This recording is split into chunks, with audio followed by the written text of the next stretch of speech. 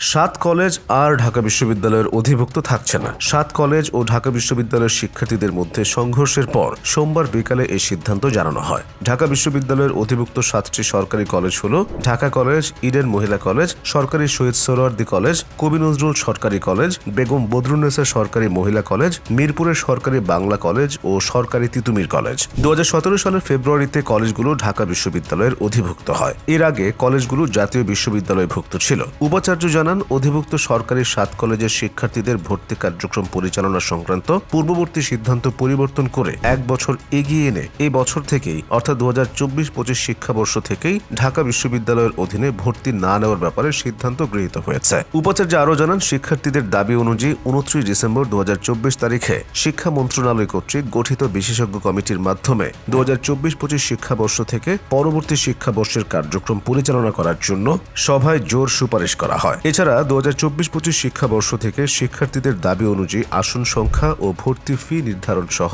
যাবতীয় বিষয়ে মন্ত্রণালয় কর্তৃক গঠিত বিশেষজ্ঞ কমিটি সিদ্ধান্ত গ্রহণ করবে। সিদ্ধান্ত অনুযায়ী যেসব শিক্ষার্থী বর্তমানে ঢাকা বিশ্ববিদ্যালয়ের চলমান শিক্ষা কার্যক্রমের অধীনে রয়েছেন তাদের ক্ষেত্রে বিশ্ববিদ্যালয় প্রশাসন দায়িত্বশীল থাকবে যেন তাদের শিক্ষা জীবন কোনোভাবেই ক্ষতিগ্রস্ত না হয়।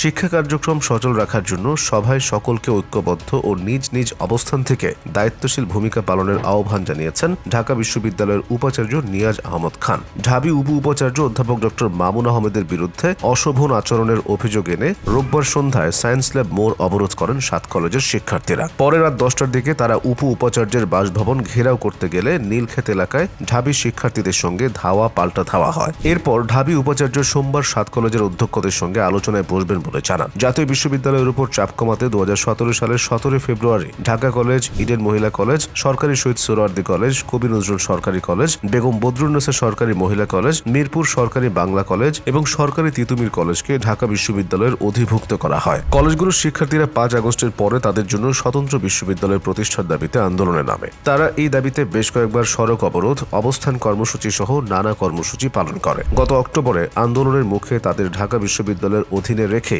আলাদাভাবে প্রশাসনিক ভবন তৈরির কথা বলেন শিক্ষা উপদেষ্টা, কিন্তু শিক্ষার্থীরা তা মানেননি। এরপর তারা আবারও আন্দোলন করেন।